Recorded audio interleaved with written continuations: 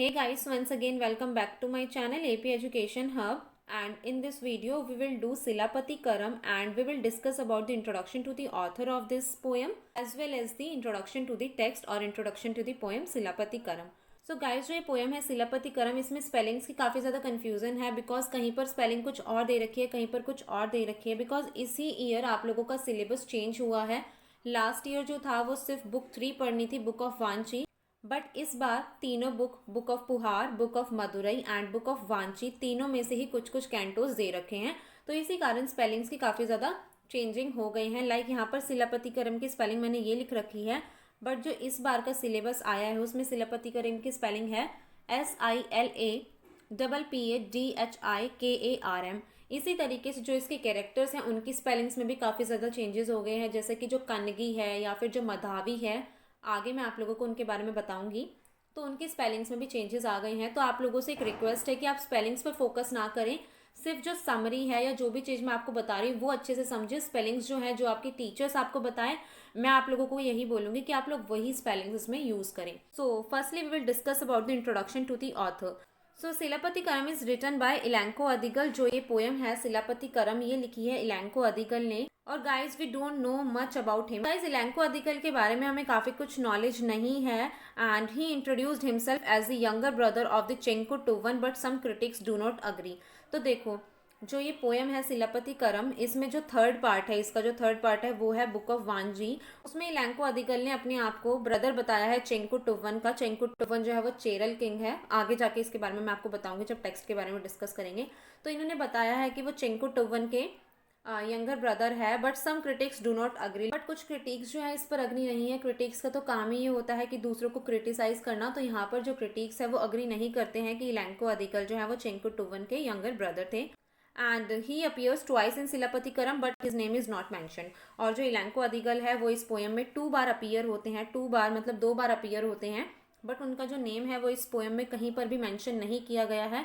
Mention क्या हुआ है यहाँ पर, आई मेंशन हुआ है। तो जो क्रिटिक्स है वो कहते हैं कि आई जो है वो हो सकता है कि कोई एडिटर हो या जिसने भी कुछ इसमें एडिट्स किए हो वो भी हो सकता है। ये कोई हम स्पेसिफिकली कह नहीं सकते हैं कि वो इलैंको अदिगल ही हैं। तो इस तरीके से क्रिटिक्स यहाँ पर क्रिटिसाइज करते हैं। सो गाइज ये तो था इंट्रोडक्शन इलैंको अदिगल के बारे में। बिकॉज इनके बारे में हमें ज़्यादा कुछ नहीं पता है, तो जो भी कुछ पता था वो मैंने आपको बता दिया है कि वो अपने आप को चेंको टुवन का भाई बताते हैं, बट क्रिटिक्स जो है इस पर अग्री नहीं करते हैं और साथ ही साथ वो 2 बार इस पोएम में अपीयर होते हैं। So now we will discuss the introduction to the text. Text में क्या है, टेक्स्ट किस बारे में है, टेक्स्ट का इंट्रोडक्शन हमें पता होना बहुत ज़रूरी है। सबसे पहले तो जो है ये एक पोएम है, सिलापति करम एक पोएम है and it is the earliest classical literary creation of Tamil language. So ये तमिल लैंग्वेज में सबसे पुराना क्लासिकल लिटरेरी टर्म या फिर क्लासिकल लिटरेरी पोएम हम कह सकते हैं कि तमिल लैंग्वेज की सबसे पुरानी पोएम हमें ये मिलती है। And it is considered among one of the 5 major epics in Tamil. तो देखो तमिल लैंग्वेज के 5 एपिक्स को माना गया है कि तमिल लैंग्वेज में 5 मेजर एपिक्स है जो सबसे ज़्यादा मेन है, और ये उनमें से एक माना गया है। वो 5 एपिक्स कौन कौन से हैं मैं आपको बता देती हूँ। मणिमेगलाई, जीवाका चिंतामणि, वलायपथी एंड कुंडलकेशी, ये 4 एपिक्स हैं और इसके अलावा एक एपिक माना गया है सिलापति करम। तो 5 मेन एपिक्स जो तमिल लैंग्वेज के हैं उनमें से एक कौन सा है हमारे पास, सिलापति करम। सो जो ये एपिक है या फिर जो ये एपिक पोएम है, we don't know about the exact date of the composition of this poem. हमें इसके कंपोजिशन की जो एग्जैक्ट डेट है वो नहीं पता है, but the suggested time period is the 2nd century AD to 12th century AD।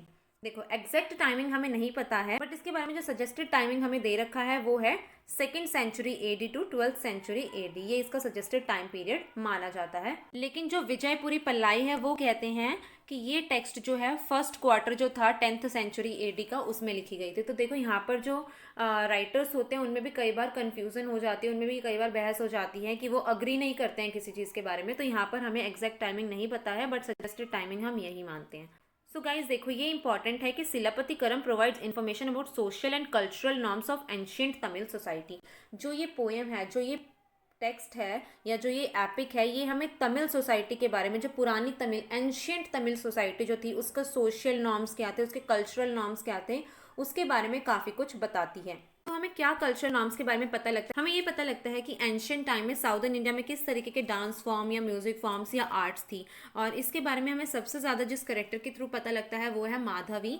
Madhavi जो है वो एक कर्टिजन है इस एपिक में। कर्टिजन है मतलब वो डांस करती है, तो उसके थ्रू हमें काफ़ी ज़्यादा नॉलेज मिलती है, काफ़ी ज़्यादा जानकारी मिलती है तमिल सोसाइटी के बारे में। So guys, apart from Natya Shastra, we do not have any other work which speaks of music and dance except Silapati Karam in Tamil. तो देखो नाट्य शास्त्र जो है गाइस, उसके अलावा कोई भी एपिक या कोई भी ऐसा वर्क नहीं है जो हमें डांस फॉर्म्स के बारे में, म्यूजिक फॉर्म्स के बारे में या आर्ट के बारे में कुछ बताए, एक्सेप्ट सिलापति करम जो कि तमिल लैंग्वेज में लिखा है। तो कहीं ना कहीं हम यहाँ पर कह सकते हैं कि सिलापति करम को तमिल लैंग्वेज का नाट्य शास्त्र कहा जा सकता है, बिकॉज नाट्य शास्त्र जो था वो संस्कृत में था और उसमें सभी डांस फॉर्म्स, आर्ट्स फॉर्म्स या जो एक एपिक है, जो एक प्ले है, उसमें कौन से रस होने चाहिए, क्या क्या चीज़ें होनी चाहिए, ये सब नाट्य शास्त्र में बताया गया है। और सिमिलरली इन्हीं सब चीज़ों के बारे में तमिल लैंग्वेज के सिलापतिकरम में बताया है। तो हम कह सकते हैं कि जो सिलापतिकरम है वो तमिल लैंग्वेज का एक नाट्य शास्त्र ही है। देखो नाट्य शास्त्र का क्या मतलब निकलता है? नाट्य मतलब नाटक और शास्त्र मतलब जिसमें सारे रूल्स लिखे होते हैं। तो नाटक से रिलेटेड जो भी सारे रूल्स थे वो नाट्य शास्त्र में लिखे हुए थे। So Silappatikaram deviate some norms against an epic as the characters in Silappatikaram are not heroic gods, demigods or any other legendary character but the simple character and creates them as a legendary character। तो guys देखो जो सिलापतिकरम है ये एक epic है, but इसमें कुछ part ऐसा है जो एपिक के अगेंस्ट भी हम कह सकते हैं, जो कि एपिक में नहीं होते हैं।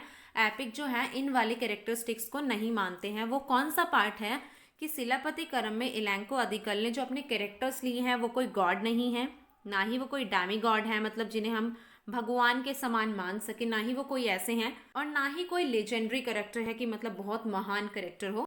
तो गाइज देखो यहाँ पर इलैंको अदिगल ने कोई लेजेंडरी कैरेक्टर नहीं उठाए हैं, अपने एपिक में उन लेजेंडरी कैरेक्टर्स को नहीं दिखाया है, बल्कि उन्होंने दो बहुत नॉर्मल कैरेक्टर्स लिए हैं जो कि मर्चेंट फैमिली से बिलोंग करते हैं, और उनको यहाँ पर लेजेंडरी बनाने का उन्होंने काम किया है कि किस तरीके से कन्नगी जो है वो एक गॉडेस बनती है, कि किस तरीके से वो बुक ऑफ पुहार में एक नॉर्मल वुमन थी और बुक ऑफ वांची में वो एक गॉडेस की तरह मानी जाती हैं। तो इस तरीके से उन्हें लेजेंड बनाने का काम यहाँ पर इलैंको अदिगल ने किया है, ये हम कह सकते हैं। सो गाइज देखो Silappatikaram is divided into 3 books and 30 Cantos.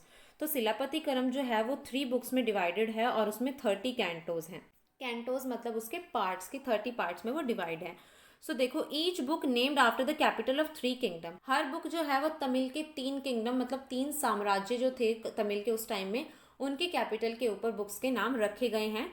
कौन कौन से वहाँ पर किंगडम थे? Chola, Kerala and पंतिया।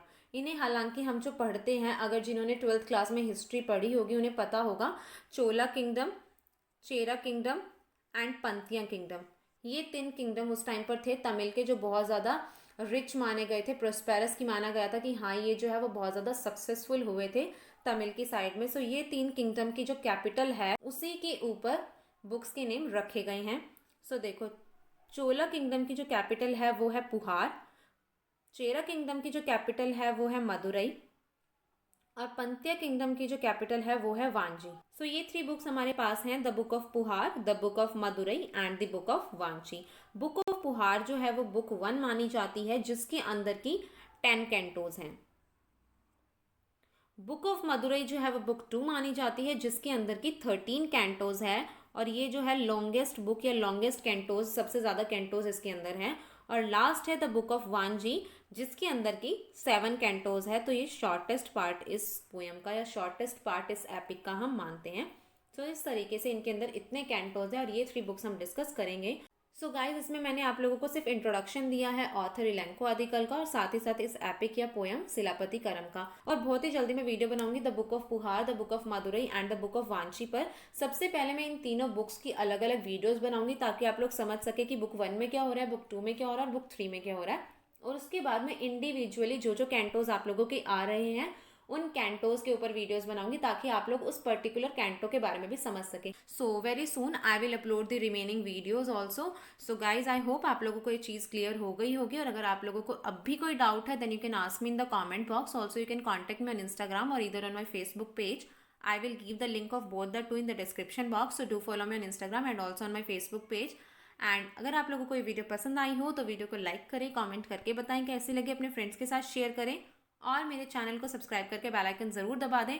Bell icon दबाना इसलिए ज़रूरी है बिकॉज अगर आप लोग बेल आइकन नहीं दबाएंगे तो मेरी लेटेस्ट वीडियोज़ की नोटिफिकेशन आप लोगों को नहीं मिलेगी। So do press the bell icon. मिलते हैं नेक्स्ट वीडियो में। Thank you.